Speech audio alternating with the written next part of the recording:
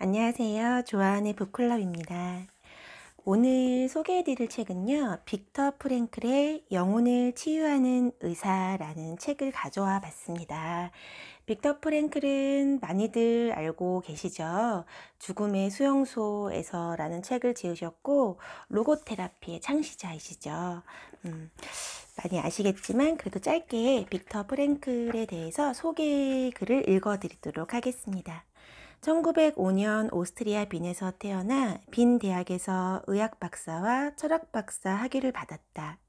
유대인이었던 그는 제2차 세계대전 당시 나치의 강제 수용소에서 수감되어 생사의 엇갈림 속에서 자아를 성찰하고 인간 존엄성의 위대함을 몸소 체험하였다.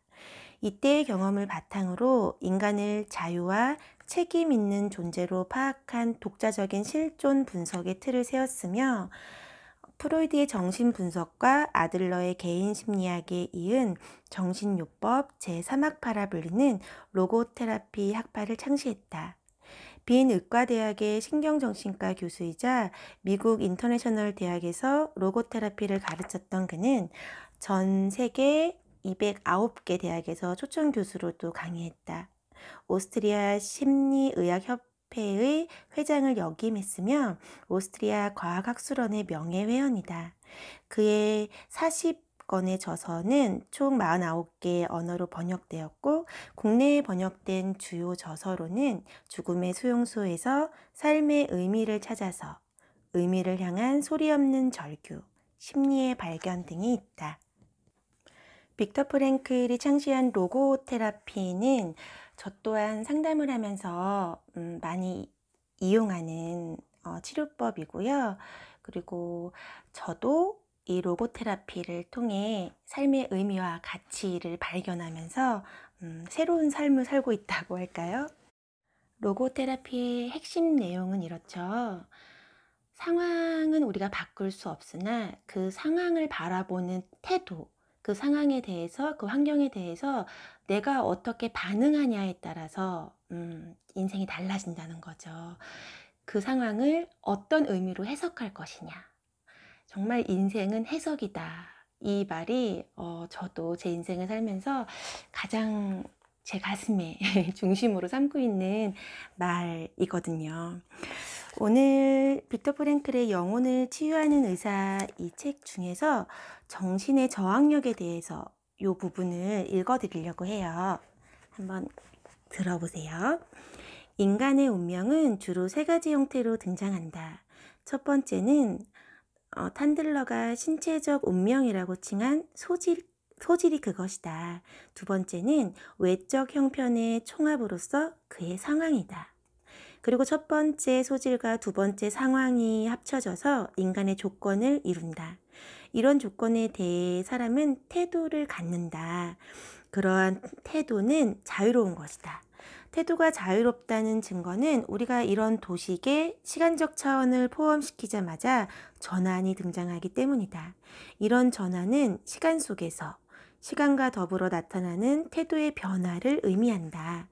우리가 교육, 재교육, 독학이라 부르는 모든 것과 넓은 의미의 심리치료, 그리고 회심과 같은 현상들이 이런 전환에 해당한다. 소질은 인간의 생물학적 운명이며 상황은 사회적 운명이다. 여기에 심리적 운명이 추가된다. 부자유하며 자유로운 영적 입장을 취하지 않는 한 정신적 태도도 운명에 속한다. 자, 그렇다면 이제 인간의 자유가 이런 생물학적 운명, 심리적 운명, 사회적 운명을 어떻게 거스를 수 있는지 차례대로 살펴보기로 하자. 첫 번째, 생물학적 운명. 인간의 생물학적 운명과 대면하여 우리는 신체적 사건에서 인간의 자유가 어디까지 미칠 수 있는가, 또는 인간의 자유의지의 힘이 생리적인 것에 얼마나 깊이 개입할 수 있는가 하는 질문 앞에 서게 된다. 그로써 우리는 정신, 신체적 문제에 접근한다. 하지만 여기서 인간의 신체적 고통이 영적, 정신적인 것에 얼마나 좌우되는지, 반대로 영적, 정신적 고통이 신체적인 것에 얼마나 좌우되는지 하는 문제는 살펴보지 않으려고 한다. 그것은 공연히 끝없는 토론을 양산하기 때문이다. 우리는 두 가지 정황을 서로 대비하여 그것들 자체가 제공해주는 해석을 살펴보는 것으로 만족하고자 한다. 정신의학자 랑게는 언젠가 다음과 같은 경우에 대해 보고했다. 랑게는 오랜 세월 동안 따로따로 각자의 삶을 살아온 일란성 쌍둥이 형제를 알고 있었다. 그런데 둘 중 한 형제가 편집증으로 랑게에게 정신과 치료를 받는 중에 정확히 같은 시기에 다른 도시에 살고 있는 쌍둥이 형제로부터 동일한 종류의 편집증을 앓고 있다는 편지를 받았다. 이들 형제가 가진 동일한 질병 소인이 운명적으로 작용했던 것이다. 이들은 일란성 쌍둥이로서 동일한 생식 세포로부터 발육했고 같은 소질을 지니고 있었다. 그렇다면 우리는 이런 생물학적 운명의 힘 앞에서 속수무책이어야 할까? 신체적 소질이 얼마나 힘이 센지를 보여주는 이런 사실 앞에서 그것을 인정할 수밖에 없을까? 생물학적으로 어떤 소질을 지닌 사람들의 운명은 그냥 그렇게 정해지는 것일까? 인간 영혼이 가진 자유가 운명을 형상화할 여지는 없을까? 유전 질환의 소인을 가진 쌍둥이들을 대상으로 한 연구 결과를 보면 상당히 숙명적인 생각이 든다. 그러나 이런 생각은 운명을 거스르려는 의지를 마비시키기에 상당히 위험하다. 자신의 운명을 변치 않는 것으로 여기면 그것을 이겨낼 수 없기 때문이다. 자, 이제 이에 대비되는 두 번째 정황은 다음과 같다. 비내 신경과 병원의 호프와 동료들은 실험 대상자들에게 최면을 걸어 순수한 감정 상태를 불러일으키고자 한 번은 즐거운 체면을, 한 번은 슬픈 체면을 걸었다. 그리고는 혈청을 채취하여 티푸스균에 대한 항체의 양을 비교한 결과 즐거운 감흥 상태에 있을 때가 슬픈 감흥 상태에 있을 때보다 항체의 양이 훨씬 많은 것으로 나타났다. 이런 연구 결과는 우울하고 초조한 사람들이 감염에 대한 저항력이 약한 이유와 반대로 사명감으로 충만한 간호사가 전염병동이나 납병 전문 병원에서 근무해도 그런 병에 잘 감염되지 않아 기적이라거나 전설을 운운하게 만드는 이유를 짐작할 수 있게 해주었다. 사실 영혼의 힘과 자연의 힘을 서로 반목시키는 것은 좋지 않다. 우리는 이미 이 둘은 모두 인간에게 속하며 인간 안에서 이 둘이 서로 의존하고 있음을 언급한 바 있다. 인간은 삶 속에서 본질적으로 이 두 가지 양극적인 힘의 긴장 가운데 살아간다. 우리가 이 두 힘을 서로 견주고 서로 우열을 다투게끔 하면 그것은 데드히트가 될 것이다. 알다시피 이런 경주가 가장 생동감 있게 진행된다. 그리하여 인간 속에서 일어나는 인간의 자유와 외적, 내적 운명과의 영원한 경주가 바로 인간의 삶을 이루는 것이다. 심리치료를 하는 우리 의사들은 운명, 특히 생물학적인 운명을 경시하지 않는 가운데 그럼에도 이런 운명을 인간의 자유를 검증하는 테스트로 여긴다. 최소한 경험적인 이유에서 우리는 운명적인 불가피함에 대해 자유로운 능력이 무한히 뻗어나갈 수 있는 것처럼 해야 한다. 그래야만 가능한 한 멀리 나아갈 수 있다. 생리적인 것과 심리적인 것이 긴밀한 관계에 있는 두뇌 질환의 경우에도 신체의 병변이 종국적인 운명이 아니라 자유로운 형상화를 위한 출발점이 되기도 한다. 이런 의미에서 두뇌는 가소성이 있다고 말한다. 그리하여 두뇌의 상당 부분이 손상된 경우에도 다른 부분이 이 손상된 부분을 대신해 줄 수 있다. 대신 투입되어 조만간 기능이 다시금 회복될 수 있는 것이다. 미국의 신경외과 의사 댄디는 심지어 이렇다 할 정신적 후유증을 일으키지 않고 오른손잡이의 오른쪽 되뇌 겉질을 수술로 다 드러낼 수 있었다. 문제는 그런 수술 이후 왼쪽 반신마비를 동반하는 장기적 신체 불편을 해당 병자와 가족들이 감수할 수 있을 것인가다. 다시금 의료행위의 세계관적 토대가 드러나는 질문이다. 오늘날 우리는 인간 되뇌의 모든 부분이 이용되고 있는지, 놀고 있는 부분은 없는지 알지 못한다. 모든 신경절 세포가 이용되고 있는지도 확실하지 않다. 손상된 중추의 경우 다른 것들이 그 기능을 넘겨받을 수 있다는 사실은 그렇지 않다는 것을 보여준다.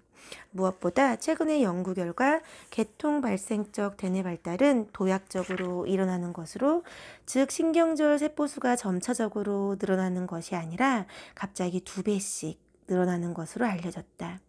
오늘날 우리 인간들이 인간 되뇌의 현재 조직 단계에 상응하는 모든 가능성을 이미 실현하고 있다고 누가 주장할 수 있겠는가? 기능 발달이 두뇌가 가진 최대의 가능성, 최대 출력에 아직 못 미친다고 생각할 수 있을 것이다. 생물학적 운명은 인간의 자유가 비로소 형상화해야 할 재료이다. 이것이 생물학적 운명이 가진 종국의 의미이다. 우리는 실제로도 인간이 생물학적 재료로 그의 역사적 혹은 정기적 삶의 틀을 의미 있게 장착해 나가는 모습을 본다. 생물학적인 면에서 자신의 자유를 제한하고 속박했던 것들, 자신의 영적, 정신적 성장을 가로막았던 어려움들을 모범적으로 극복한 사람들을 만난다. 그리하여 그들의 종국적인 삶의 모습은 예술이나 운동 분야의 업적과 비견된다. 다루기 힘든 생물학적 재료를 형상화했다는 점에서 예술적 업적과 닮았으며, 스포츠를 즐기는 앵글로색슨족이 최선을 다하라는 말을 일상적으로 가장 자주 쓰는 모토로 삼았다는 점에서 스포츠 분야의 업적과 닮았다. 자신의 최선을 다해 가능한 것을 한다는 말은 또한 어떤 업적을 평가할 때 상대적으로 평가해야 한다는 것으로, 출발 상황, 즉 내적, 외적 장애물 같은 어려움이 있는 구체적인 상황을 고려해서 평가해야 한다는 의미이다. 전 인생이 운명적인 생물학적 장애물에 대한 저항일 수 있고, 출발은 힘들었지만 독특하고 위대한 인생을 살 수도 있다. 우리가 아는 한 남성은 선천성 뇌성마비로 인해 사지가 마비되고 다리가 위축되어 일생 동안 휠체어 신세를 져야 하는 사람이었다. 그는 청춘이 다 가기까지 지적장애가 있는 것으로 간주되었고 문맹이었다. 그러다가 어느 한 학자가 그를 받아들여 가르치기 시작했는데, 놀랍게도 그는 아주 짧은 시일 안에 읽기 쓰기뿐 아니라 대학에서 배우는 전공 지식까지 습득했다. 특히나 자신이 흥미있어 했던 과목들에서 말이다. 그러자 이제 저명한 학자들과 대학 교수들이 그의 개인 교사가 되는 영예를 누리고자 줄을 섰고, 그는 주중에 여러 번 자신의 집에서 문예 모임을 개최하였는데 그 모임의 사교적 중심 인물은 바로 그 자신이었다. 아름다운 여성들이 그의 사랑을 갈구하였고, 그로 인해 여성들 사이에서 스캔들과 자살 소동까지 벌어졌다. 이 남자는 말도 제대로 할 수 없는 사람이었는데 말이다. 아테토시스가 심해 발음을 제대로 할 수 없었고, 한마디 한마디 할 때마다 있는 대로 얼굴을 찌푸리고 땀이 송골송골 맺히는 가운데 무더운 이도 애를 써야 했다. 이 사람의 삶은 정말로 커다란 업적이었다. 평균적으로 그보다 훨씬 더 쉬운 출발 조건을 가진 우리 환자들에게 그의 삶은 정말로 강력한 모범으로 작용한다. 그가 이 정도 조건에서 그냥 운명을 쫓았더라면, 그냥 시설에서 연명하다 어느 날 그곳에서 세상을 뜨고 말았을 것이다. 심리적 운명. 자, 이제 우리가 인간의 심리적 운명이라 칭한 것, 곧 인간의 자유를 가로막는 정신적인 것을 한번 살펴보자. 신경증 환자들은 심리적인 면에서 맹목적으로 운명을 믿는 경향이 있어 자신이 어느 쪽 충동이 강한지 혹은 자신의 의지와 성격이 약하다는 이야기를 누누이 한다. 신경증 환자들의 숙명론에는 다음 공식이 지배하는 듯하다. 사정이 이렇고, 즉 그가 그런 상태라는 것, 계속 그렇게 남을 것이라는 공식 말이다. 그러나 공식의 뒷부분은 옳지 않다. 자아는 의도하고 이드는 밀려간다. 하지만 자아는 결코 그냥 떠밀리지 않는다. 노젓는 것 또한 보트를 바람에 그냥 떠밀리게 내버려 두는 것이 아니다. 노젓는 자의 기술은 오히려 원하는 방향으로 바람에 힘이 미치게 해 바람을 거슬러 나아가는 것이다. 원래 의지박약 같은 것은 없다. 의지의 강함에 대해서 신경증 환자들은 그런 것이 정말로 있다고 생각하지만 강한 의지는 고정된 것이 아니고 최종적으로 주어진 것이 아니며 명확한 목표 인식, 정직한 결심, 훈련이 그런 기능을 할 따름이다. 어떤 일을 시도해 보기 전에 그 시도가 실패할 것임을 계속 염두에 둔다면 그런 시도는 성공할 수 없을 것이다. 스스로 모순을 빚지 않기 위해서라도 말이다. 그러므로 결심을 할 때는 반대 논지를 아예 배제해 버리는 것이 중요하다. 가령 이제 술을 끊을 거야 라고 말하면서 그래야 해 하지만 이라던가 하지만 난 아마 유혹을 견디지 못할 거야 라는 식으로 다양한 이의들을 염두에 두는 것은 좋지 않다. 그냥 단순히 마시지 않을 거야. 1절 다른 말은 필요 없어 라고 반복해서 되뇌는 편이 옳다. 의지가 약하냐는 질문에 어느 여성 조현병 환자는 다음과 같이 지혜롭게, 물론 그 환자는 그럴 의도도 없었고 그 대답이 지혜로운지 어떤지도 알지 못했지만 하고 대답했다. 나는 뭔가를 하고자 할 때는 의지가 약해요. 하지만 하기 싫을 때는 의지가 약하지 않아요. 이 환자는 많은 신경증 환자들에게 인간은 의지의 자유를 의지박약이라는 핑계 뒤에 숨기려는 경향이 있음을 가르쳐준다. 신경증적 숙명론은 개인 심리학 명제를 오해하고 오용한 나머지 유년 시절의 교육과 환경이 사람에게 어떤 영향을 끼치는지를 곧잘 언급하곤 한다. 이런 식으로 성격적 약함을 환경 탓으로 돌리고자 한다. 성격적 약함을 어떻게든 고쳐보고자 하는 대신에 그것을 그냥 주어진 사실로 받아들인다. 언젠가 자살 시도 뒤에 신경병동으로 이송된 한 여성 환자가 심리치료사의 질책에 이렇게 역정을 내었다. 내게서 뭘 바라는 거죠? 난 알프레드 아들러의 전형적인 외동이라고요. 마치 전형적인 것을 벗어날 수 없다는 듯이 말이었다. 그러나 개인 심리학을 제대로 이해했다면 개인 심리학의 윤리는 이렇게 말할 것이다. 인간은 어릴 적 양육 환경에서 그에게 달라붙었을지도 모르는 전형적인 잘못들과 성격적 약함에서 자유로워져야 한다고. 그래서 외동이든 뭐든 이제 자신에게서 그런 것들이 더 이상 표시가 나지 않도록 해야 한다고 말이다. 위의 여환자로 하여금 외동이라고 큰소리치게 한 개인 심리학 법칙은 보통 사람들에겐 그냥 이론에 불과하다. 그것을 실제로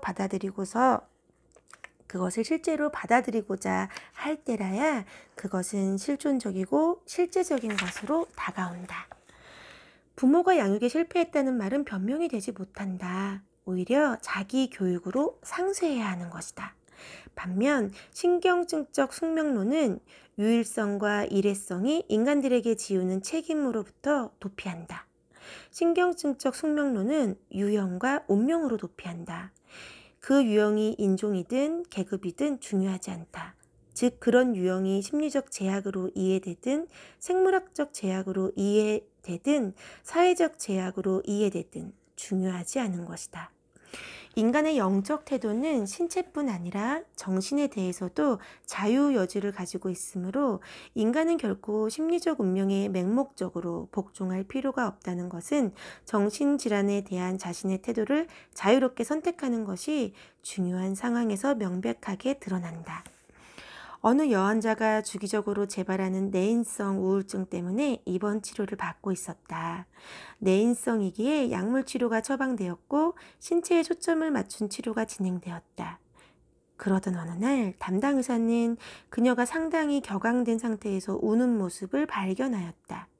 짧은 대화 끝에 이 순간의 우울증은 내인적인 것이 아니고 시민적인 것이라는 결론이 내려졌다. 그 여환자는 자신이 우울하다는 것 때문에 울음을 터뜨렸던 것이다. 그렇게 우울은 더 배가 되었다. 내인성 우울에 시민성 우울까지 추가된 것이다. 지금의 우울은 내인성 우울로 인한 것이었다. 즉, 내인성 우울에 대한 반응이었다. 이렇듯 현재의 우울증이 반응성 우울증으로 진단되면서 시민성 요소에 부합하는 추가적인 심리치료도 처방되었다. 심리치료에서 이 환자는 되도록 우울함에 대한 골똘한 생각이나 고민을 피하라고 권고를 받았다. 자꾸 생각하면 공연히 비관하게 되기 때문이다. 이 환자는 우울한 기분을 그저 지나가는 구름처럼 여기라는 충고를 들었다. 구름이 지나가면서 일시적으로 태양을 가리지만 눈에 보이지 않아도 태양은 여전히 존재하고 있는 것처럼 우울로 인해 지금은 삶의 가치가 보이지 않을지 몰라도 가치들은 여전히 존재하고 있다는 것이었다. 그런데 심리치료를 받기 시작하자 환자의 영적인 곤궁이 드러났다. 삶의 내용적 궁핍과 실존의 무의미성이 노출되었다. 재발성 우울증이라는 운명으로 인해 핸디캡을 느끼는 한 인간의 실존이었다. 이제 치료는 좁은 의미의 심리치료를 넘어 로고테라피로 나아가게 되었다. 그 과정에서 그녀는 인간은 정신질환에 대해 영적으로 어떤 태도를 취할지 선택할 수 있으며 자꾸 재발하는 우울증은 자신으로 하여금 이런 상태에 대해 유일하게 올바른 태도를 취하도록 일깨우고 있음을 깨닫게 되었다. 즉, 우리가 태도의 가치라고 명명한 것을 실현하도록 일깨우고 있다는 것을 말이다. 그리하여 이 환자는 차츰 시간이 흐르면서 우울증에도 불구하고 삶을 개인적인 과제로 가득한 것으로 바라보게 되었으며 이런 상태에서 또 하나의 과제를 마주하게 되었다. 그것은 바로 이런 상태를 딛고 그 위에 우뚝 서는 과제였다. 이런 실존 분석 후에 그녀는 주기적으로 내인성 우울증이 찾아왔음에도 불구하고 우울의 한가운데 있는 기간에도 치료를 받기 전보다 심지어는 아직 우울증에 걸리지 않아 치료가 필요 없었을 때보다 훨씬 의미로 충만한 삶을 살아갈 수 있게 되었다. 앞에서 모든 심리치료의 최상의 원칙이라며 인용했던 괴테의 말이 떠오른다. 인간을 있는 그대로 받아들이면 우리는 그들을 더 망치게 된다. 하지만 인간을 그들이 이미 바람직한 모습이 된 것처럼 대하면 우리는 그들을 그런 모습으로 만들 수 있다. 정신질환에 대한 자유로운 영적 태도는 많은 경우 그 운명적 질병과 화해하는 형태로 일어난다. 이런 운명적 상태에 대항해 헛된 싸움을 계속하면 우울증이 더 심해지는 반면 문제가 되는 상태를 편안하게 받아들이면 오히려 그것을 넘어서게 된다. 몇십 년째 중증 환청에 시달리며 자신의 일거수일투족에 대해 비아냥거리는 끔찍한 음성을 지속적으로 들으며 사는 한 여자 환자가 있었다. 어느 날 이 환자에게 그런데도 어떻게 늘 기분이 좋으냐고, 환청에 관해서 하고 싶은 말이 있냐고 묻자 그녀는 이렇게 대답했다. 나는 이렇게 생각해요. 이런 음성을 듣는 것이 난청으로 고생하는 것보다 낫다고 말이죠. 고통스러운 조현병에 시달려야 하는 끔찍한 운명에 대해 이런 솔직담백한 태도를 보일 수 있다니. 이 얼마나 훌륭한 삶의 기술이며 얼마나 큰 성취인가. 이 환자의 이런 심오한 우스갯소리는 정신질환에 대한 일말의 영적 자유를 품고 있지 않은가? 모든 정신과 전문의는 사람들의 정신 자세가 서로 다른 것만큼이나 같은 정신질환이라도 환자들의 태도가 굉장히 다르다는 것을 알고 있다. 같은 마비 환자라도 어떤 사람은 굉장히 예민하고 주변 사람들을 적대적인 태도로 대하는 반면 질병 조건은 같은데 어떤 사람은 상냥하고 온순하고 나아가 매력적이기까지 하다. 이런 사례도 알려져 있다. 나치 수용소의 한 막사에 연하문명의 발진티푸스 환자들이 누워 있었다. 모두는 의식장애와 더불어 환각 증세까지 보였는데 그중 한 사람은 밤에 의도적으로 깨어 있음으로써 밤에 나타나는 이런 환각 증상을 피하고자 노력했다. 그는 수용소에 들어오면서 아직 출판하지 않은 학술 서적 원고를 빼앗긴 상태였는데 고열로 인한 흥분과 정신적 자극 상태에서도 16일 동안을 밤마다 어둠 속에서 작은 쪽지의 핵심어들을 휘갈겨 끄적임으로써 그 상황을 그 원고를 되살려내는 기관으로 활용했다. 사회적 운명. 개개인은 어디에 있든지 사회적 관계 속에 있다. 개인의 삶은 이중적인 면에서 공동체에 좌우된다. 한편으로는 사회의 제약을 받는 동시에 한편으로는 사회를 지향한다. 개인 속에 사회적 인과성이 있을 뿐만 아니라 개인의 사회적 목적성도 있는 것이다. 사회적 인과성에 대해서는 다시금 사회 법칙이 개인을 결코 완전히 결정할 수 없으며 따라서 의지의 자유를 앗아갈 수 없다는 점을 강조해야 할 것이다. 사회적 법칙은 그것이 개인의 행동에 영향을 미칠 수 있기 전에 우선 개인의 자유라는 구역을 통과해야 한다. 그리하여 인간은 생물학적, 심리적 운명과 마찬가지로 사회적 운명에 대해서도 자유로운 결정 가능성을 지닌다. 사회적 목적성에 대해서는 심리치료의 영역에서 무엇보다 개인 심리학이 빠지기 쉬운 오류를 지적해야 할 것이다. 즉 인간의 행동 중에서 사회적으로 올바른 행동만이 가치가 있다는 잘못된 이해가 그것이다. 공동체를 이롭게 하는 행동만이 가치가 있다는 입장은 지탱될 수 없다. 그것은 인간 존재 가치의 상실을 초래할 수 있다. 가치와 관련하여 개인적인 예외가 있다는 것은 쉽게 증명할 수 있기 때문이다. 모든 공동체를 넘어 공동체와 상관없이 실현될 수 있거나 실현되어야 하는 가치들이 있다. 우리가 경험적 가치라고 이름 지은 가치도 공동체의 유익이라는 잣대가 통하지 않는다. 홀로 예술이나 자연을 경험하는 것을 통해서 열리는 충만한 가치는 이로부터 공동체가 언젠가 유익을 얻을 수 있는가와는 상관없이 본질적이고 기본적인 것이다. 물론 다른 한편으로 일련의 경험적 가치들은 공동체적 경험 가운데 내재하고 있음도 간과하지 말아야 한다. 그런 가치들은 친구들 그룹이나 단체 등 커다란 공동체에서 실현될 수도 있고 둘만의 에로틱한 공동체에서 실현될 수도 있다. 이로써 삶의 토대나 목적으로 작용하는 사회적 요소를 살펴보았다면 이제 운명으로서의 사회적 요소를 살펴보고자 한다. 바뀔 수 없고 영향을 끼칠 수 없게끔 인간의 의지에 맞서 있고 인간의 의지에 도전하는 것으로서 말이다. 운명의 세 번째 영역인 사회적 운명으로 한번 가보고자 한다. 우리가 다음 장에서 직업활동을 형상화하는 문제와 사회적 환경에 맞서는 문제 등을 다룰 때 사회적 환경은 개개인이 경우에 따라 견디고 고통받아야 하는 운명적 요소로 등장하는 것이다.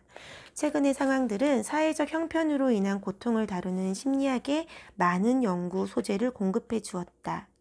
1차 세계대전 중에 철조망병이라는 병이 새로 고안될 정도로 전쟁 포로들에 대한 정신병리학적 관찰과 경험이 쌓인 데다가 2차 세계대전을 통해 신경전의 후유증이 알려졌다. 여기에 나치 수용소의 집단 생활이 집단 정신병리학적인 의미에서 연구가 이루어지는 데 기여했다. 수용소에서 심리치료는 미래의 어느 목표 시점에 영적 지지대를 놓고 미래적 관점에서 삶의 필요성을 일깨울 때만이 가능했다. 임상에서 이런저런 수감자들에게 미래를 지향하게 하면서 그들을 다시 세워주는 것은 그리 어렵지 않은 경우가 많았다. 절망으로 자살 결심까지 했던 두 수감자가 있었다. 이들과 대화를 해보니 둘 다 삶에서 더 이상 기대할 것이 없다는 느낌을 받은 것으로 나타났다. 여기서도 우리가 이미 이야기했던 코페르니쿠스적 전환을 이루는 것이 중요했다. 즉, 삶의 의미 자체를 물을 수 있는 것이 아니라 오히려 삶이 던지는 구체적인 질문에 대답하고 그것을 책임져야 한다고 말이다. 다시 읽어볼게요. 즉, 삶의 의미 자체를 물을 수 있는 것이 아니라 오히려 삶이 던지는 구체적인 질문에 대답하고 그것을 책임져야 한다고 말이다. 그러자 정말로 그들의 삶이 구체적인 과제를 가지고 그들을 기다리고 있음이 드러났다.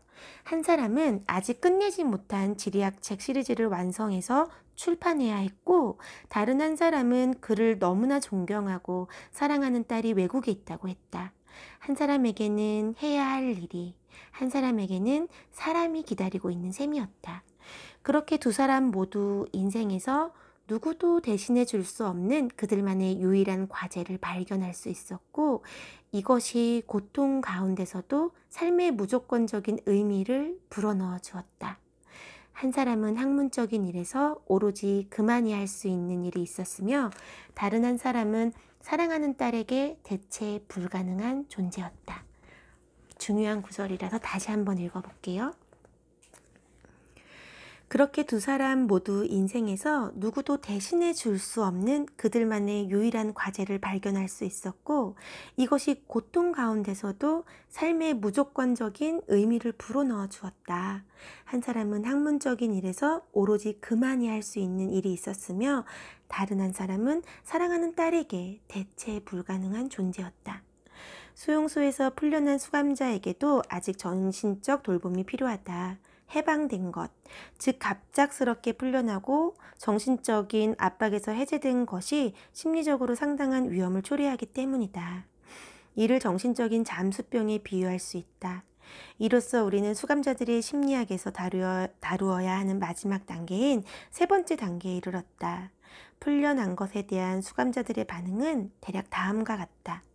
처음에는 아직 모든 것이 꿈만 같고 믿기지 않는다. 그동안 얼마나 많이 아름다운 꿈에 속아왔던가? 이렇게 풀려날 날을 얼마나 자주 꿈꿔왔던가? 집에 가서 아내를 얼싸안고 친구들과 인사하고 식탁에 앉아 그동안 겪은 일을 이야기하며 이런 재회의 순간을 얼마나 고대해 왔는지, 이런 순간을 얼마나 꿈꿔왔는지를 이야기하는 날을. 그런 꿈에 젖어 있을 때 이른 아침 기상을 명하는 세 번의 호각 소리가 귀청을 울리고, 수감자는 꿈에서 깨어나 모두 꿈이었음을, 꿈이 그를 속인 것임을 깨닫곤 했다. 그런데 이렇게 꿈꾸어 오던 일이 드디어 현실이 된 것이다. 그래서 풀려난 사람은 아직 이것이 꿈인지 생시인지 헷갈린다. 현실감 상실이 일어난다. 삶을 아직 제대로 누릴 수가 없어서 삶을 누리고 기뻐하는 법을 다시 배워야 한다. 이것을 다 잊어버린 것이다. 해방된 첫날에는 현재가 마치 아름다운 꿈처럼 여겨졌다면, 어느 날 문득 돌아보면 과거가 단지 악몽처럼 보이게 된다. 그러면 그는 자신이 어떻게 그런 수용소 생활을 이겨낼 수 있었는지 이해하지 못한다. 그리고 그 모든 것을 견뎠으니 이제 세상에서 신 외에는 아무것도 두려울 것이 없다는 뿌듯한 느낌이 찾아온다. 많은 사람들은 수용소에서 수용소를 통해 다시금 신을 믿게 되었다.